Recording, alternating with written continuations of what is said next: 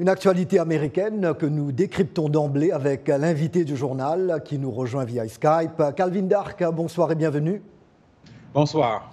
Vous êtes directeur et cofondateur de RC Communications, un centre de réflexion basé ici même à Washington, D.C.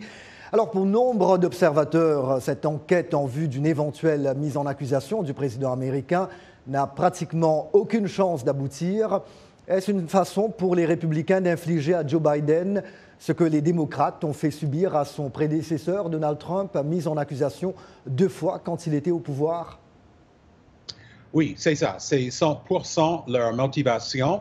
Et plus précisément, l'ordre pour cette mise en accusation vient de leur chef, Donald Trump, parce qu'il a dit clairement qu'il faut instrumentaliser leur pouvoir au Congrès pour se venger des démocrates pour les 2 destitutions de son mandat. Mais il y a une différence énorme cette fois. Pendant le mandat de Trump, les actions, c'était clair. Il n'y avait pas de doute de ce qu'il avait fait. La question, c'était que c'était illégal ou il méritait une punition. Cette fois, ce n'est pas tout à fait clair quels sont les crimes commis par Joe Biden, par son fils, et exactement quelle est la preuve se base ces accusations des républicains. Alors, en cas d'échec, ça peut défavoriser les républicains dans les élections de novembre prochain. Oui, justement, Calvin Dark, devant le Congrès américain hier, Hunter Biden, inculpé dans 2 dossiers, a déclaré que son père n'a jamais été impliqué financièrement dans ses affaires. Financièrement, un mot qu'ont retenu les républicains. Pourquoi le fils du président a-t-il refusé de prendre part à cette audition à huis clos tenue par les républicains? Oui, c'était une réponse très intelligente et inattendue de la part de Hunter Biden.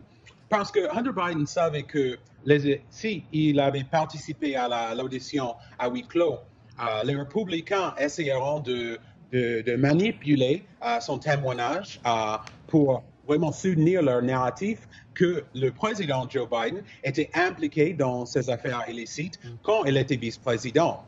Et je crois que ça va être très difficile pour les républicains maintenant de poursuivre Hunter Biden pour dire à la justice que son refus de participer à l'audition entrave leur enquête parce qu'il insiste sur la transparence pour l'enquête. Et ça, ce n'est pas vraiment un bon argument pour les républicains. Oui, malheureusement, le temps file, Calvin Dark. En 2 mots, si vous pouvez, que représentent toutes ces procédures en cours, tant pour le président Biden que pour les républicains, à moins d'1 an de la présidentielle?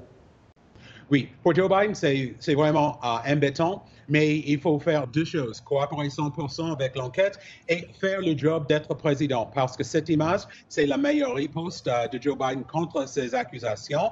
Et les républicains, ils doivent trouver le preuve, sinon ça va être vraiment un échec de leur part. Calvin Dark, vous êtes analyste politique. Merci d'avoir répondu à nos questions ce soir. Merci beaucoup. Merci. À très bientôt.